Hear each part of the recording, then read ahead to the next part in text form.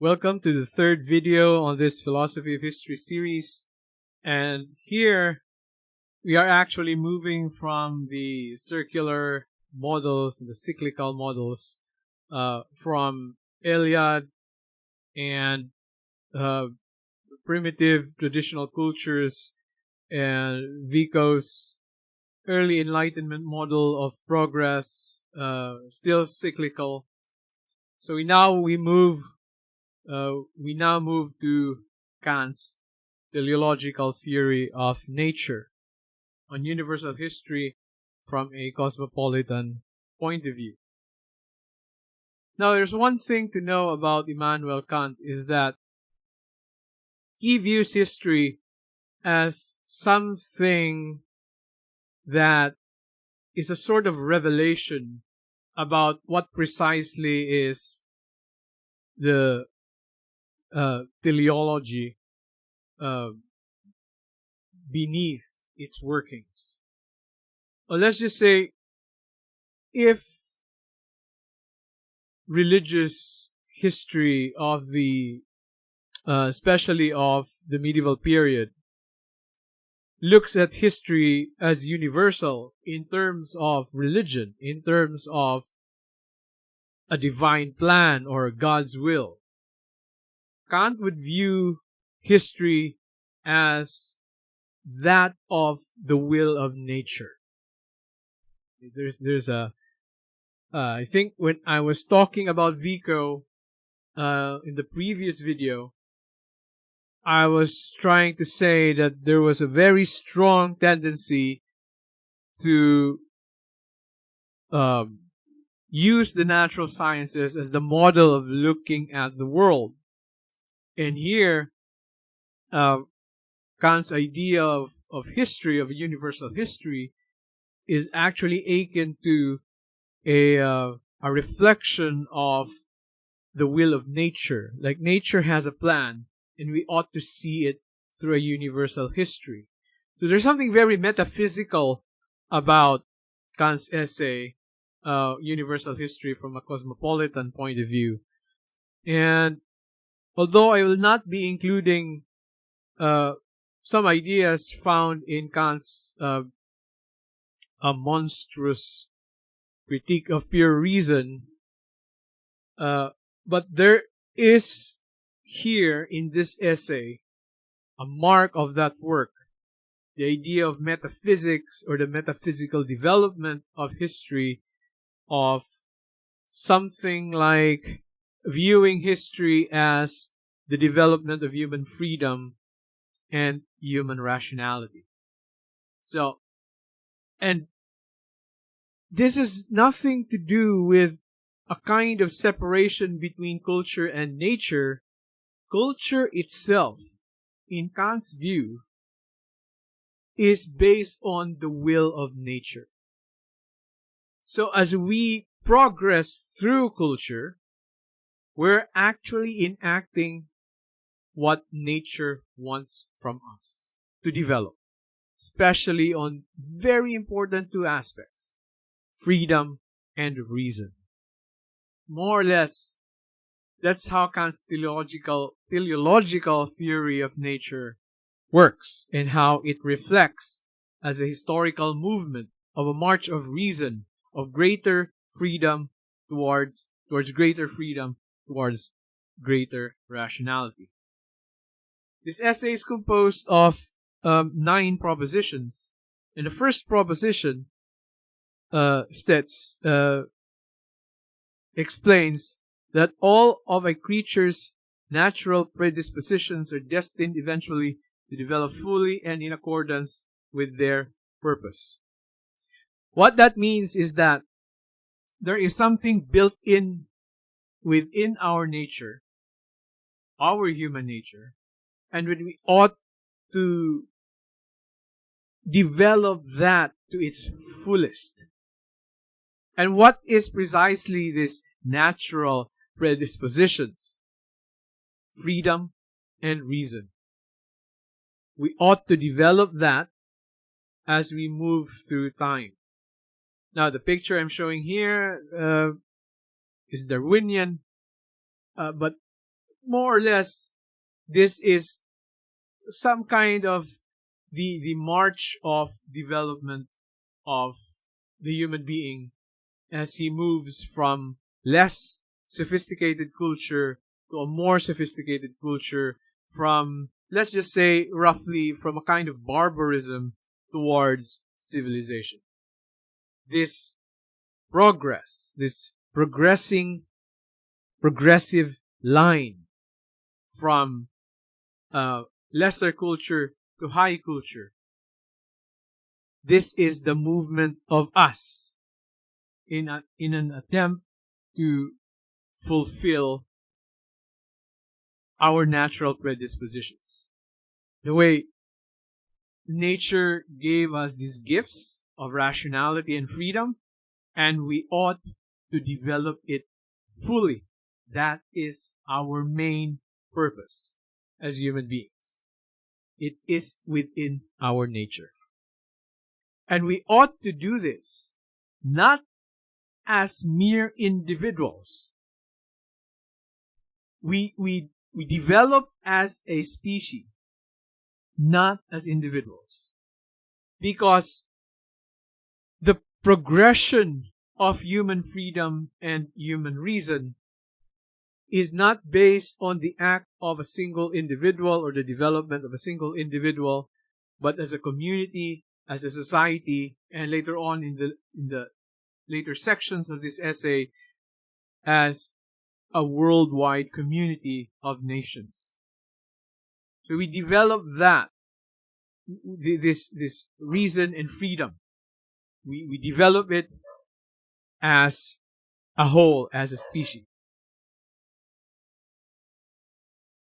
Now, in the third proposition, nature has willed that human beings produce everything that extends beyond the mechanical organization of their animal existence completely on their own, and that they shall not partake in any happiness or perfection other than that which they attain free of instinct and by means of their own reason. What this means is that we eventually create technologies, develop technologies, and through these technologies we advance ourselves. But these technologies are not purely coming out of natural instinct. Culture as a technology is not natural instinct. Our creativity to improvise, to innovate, these are demonstrations of our freedom and of our reason. And we marvel at our own, let's just say, we marvel at our own genius, and we measure things, we measure our development based on the things that we create. This is not, for Immanuel Kant, this is not something outside of nature. This is nature's will. When we develop through culture, we are not necessarily separating ourselves from nature. We are just basically, we are naturally made for this. To create culture is part of the will of nature. So there's no duality here, no line that separates nature and culture. All of this, well, basically teleology, based on nature's will. And Kant would say, without this teleology, history will have no sense of direction. Society will have no sense of direction. There has to be a progressive line, and that progressive line is actually coming out as nature's will, or as part of nature's will. The fourth proposition is that the means that nature employs now, see the language here, the means that nature employs, class struggles, antagonisms, social problems, social friction, the dialectics of societies, dialectics in the sense of Hegel, not Kant. Kant's a bit complicated. Though all of that are means that nature employs in order to bring about the development of all of the predispositions of humans. The predispositions, of course, would be human freedom and human reason. How to develop that fully must come through antagonism in society, insofar as antagonism ultimately becomes the cause of a law-governed organization of society. Now, this is how it works. We have all our individual whims, ambitions, and desires. And what happened as we enter into social relations is that we begin to realize that other people too have their desires. And sometimes, just like what Hegel would later on say, sometimes we desire what the other desires. And that history itself is desiring desires. If we keep on competing with each other, that would be total annihilation. So what we do instead is we socialize. What Kant is saying is our unsocial sociability. We need to socialize despite the fact that we are in some ways naturally unsocial. We can only survive through socialization. And the interaction between our different desires, our different whims, different needs, different wants, will eventually lead us to create laws, to create society in order for us to survive. Now, there's a little bit of something here that Marx borrowed, because Marx pictured the emergence of states and governments as coming as a kind of byproduct of social antagonisms. Governments exist because they are needed to control, to manipulate, to, let's just say, govern the organization of society, so that the antagonisms are balanced out, make sure that it will not lead to the self-destruction of the community.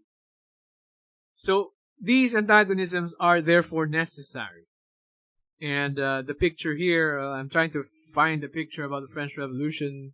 I know this is French Revolution. The flag doesn't make sense, but just imagine this is the French Revolution. What we get with the French Revolution in 1789 was that out of the chaos came the declaration of principles, of constitution, etc. That would more or less describe what Kant is trying to explain here. That in order to survive as a species, we need to set aside our individual desires and instead focus on society as a whole, and to make sure that by making constitutions and governments, that societies will somehow eventually lead to the total development of human reason and human freedom. Okay. The fifth proposition is that the greatest problem for the human species to which nature compels it to seek a solution, this is kind of like nature's test as to how we will end up with total human freedom and total human reason, is the achievement of a civil society which administers right universally. What does that mean?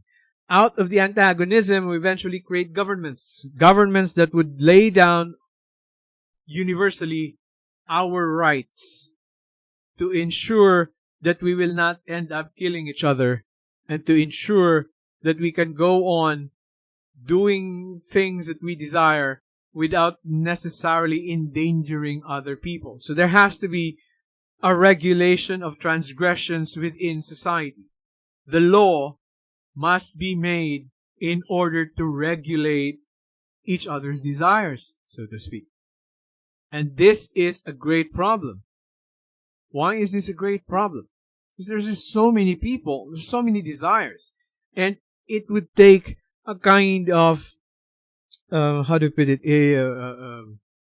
experimenting with types of governments, with types of societies, with types of communities, and see what works. We experiment.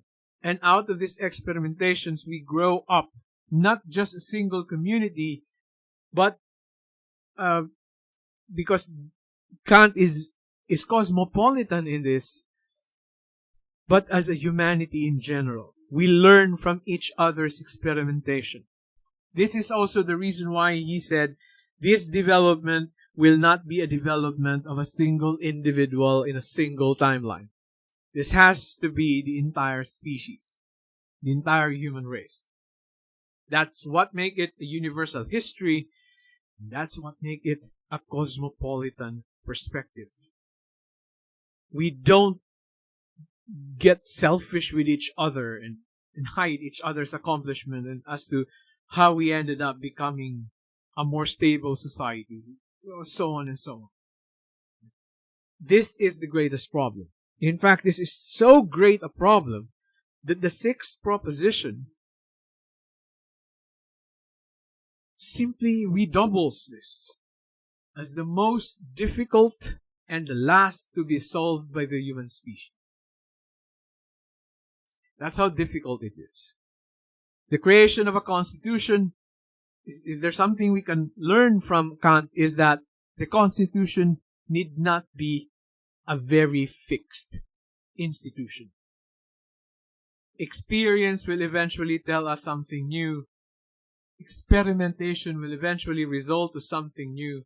And we have to continuously modify our societies in order to go towards the true fulfillment of what nature endowed us with. Freedom and reason.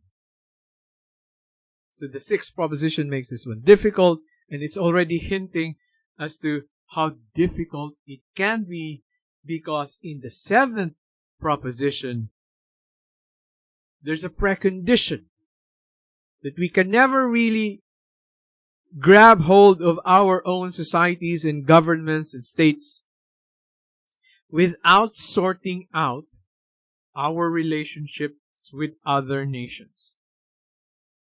So the seventh proposition reads, the problem of establishing a perfect civil constitution is dependent upon the problem of a law-governed external relation between states and cannot be solved without having first solved the latter. Meaning, we ought to create first a stable relationship, again based on laws and constitution, to establish international relations first, to have that one stabilized first, to make sure that the rest of humanity is on with this program. That this is not just an effort by a single nation, that this has to be an effort by a league of nations. Although, the picture I'm showing here is, of course, the United Nations, and I think even in the present, we're struggling with this one. And then, especially in recent years, when we see the rise of radical nationalism once again, and especially by the right-wing movements that's been occurring since especially 2019 to the present. We have Vox in Spain, we have Donald Trump in the United States, we have our own Duterte in the Philippines. This idea of you're just the United Nations, or you're just an international court, or you're just, do not tell us what to do with our own country. This is not what Kant imagines how United Nations work. Although the fact that Kant would proclaim this to be a problem that would need to be solved before solving the ultimate problem, already tells us how problematic the organization of an international community based on the spirit of a league or of a union, how difficult that is. But this is how our problem-solving capacities will be tested. On one hand, we need to figure out gradually what we will do within our own state, within our own government. While on the other hand, we also need to watch out how we are doing within the international community.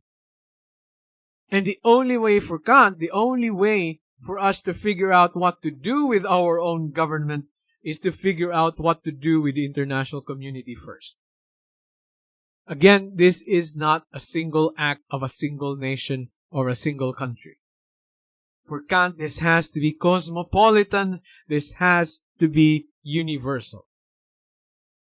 This is how nationalism creates a problem, because nationalism wants to isolate oneself, wants to segregate oneself from a community of nations.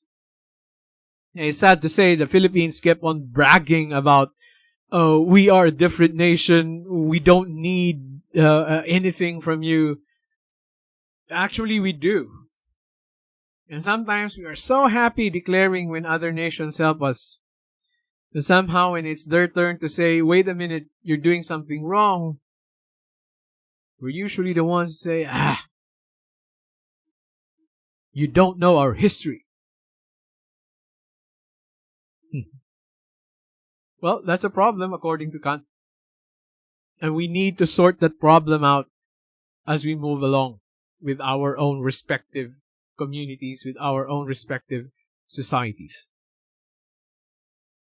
So again, the seventh proposition, solve international relations first. Well, of course, we will be moving along with our own local states and governments.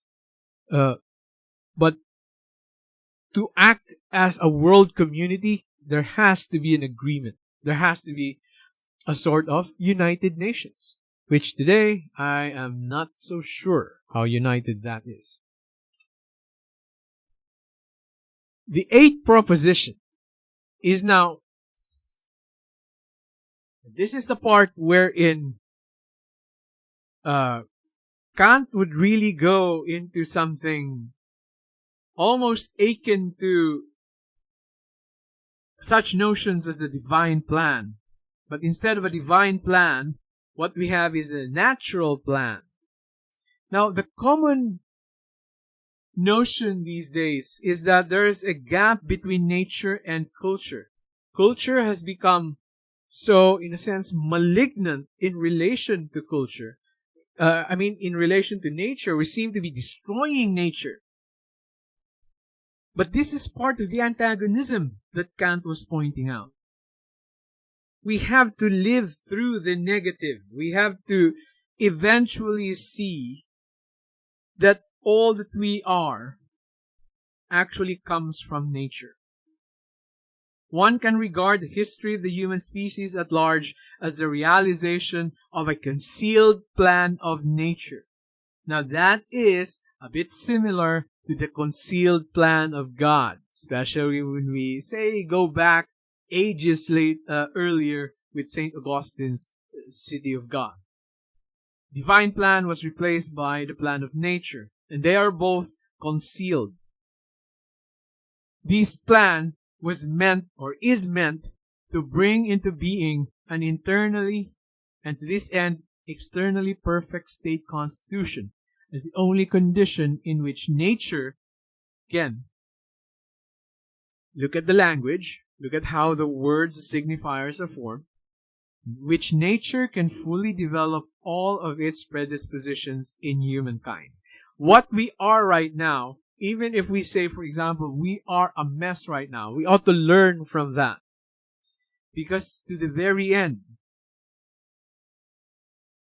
regardless of how we criticize our relationship with nature, regardless of how we, I remember some lectures of saying, have you recycled? Have you done your exercise of conscience on what you're doing with nature and all of that, this guilt-tripping tendency that we usually do, considering ourselves as the real problem in relation to nature. But then Kant was saying here that this is precisely who we are, naturally speaking.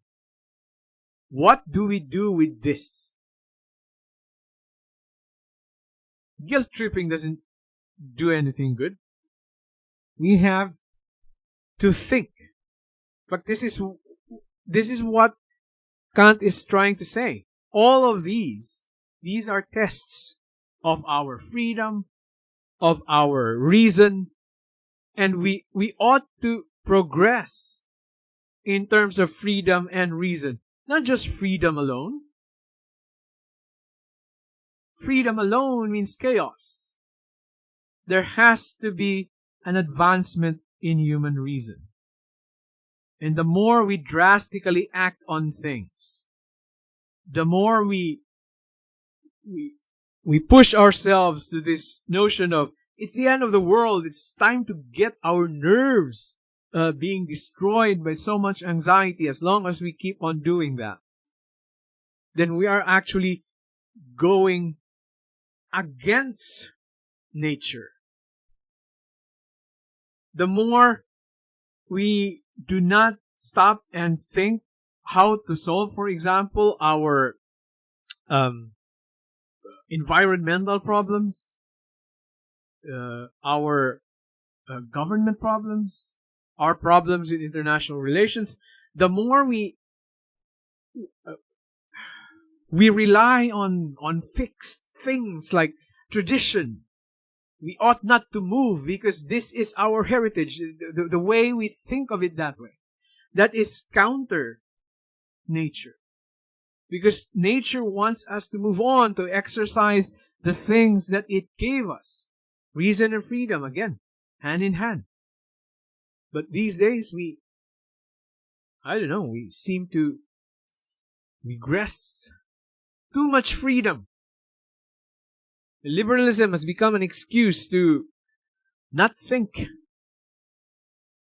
That's a sad thing about the 8th proposition, because we cannot seem to figure out that nature wants us to solve these problems. The only way we can totally develop all these predispositions that nature gave us is to use freedom and reason. Somehow these days, enlightenment reason is grand reason.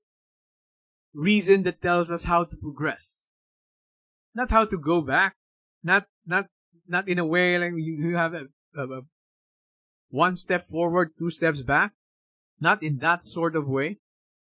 But reason, and this is where Kant's idea really belongs to the Enlightenment cult of progress, is that reason is envisioned as something that can lead us to progression.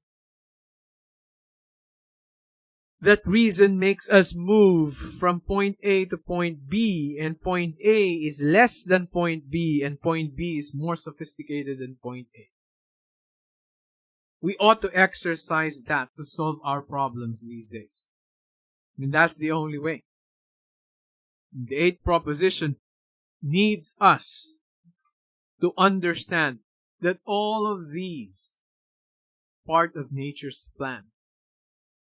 And thus, in relation to history, a philosophical attempt to describe the universal history of the world according to a plan of nature, teleology, that aims at the perfect civic union of the human species, the world, must be considered to be possible and even to promote this intention of nature. So the universal history is a metaphysical interpretation of the plan of nature for us. And we ought to achieve total freedom and greater use of human reason. That's the point. We create societies, build it based on antagonisms, and then eventually work things out. Solve the problem of international relations, solve the problem of our own governments, And then, as a whole, cosmopolitanly, universally, we grow up. We realize what nature is offering to us. And that is Kant's universal history from a cosmopolitan perspective.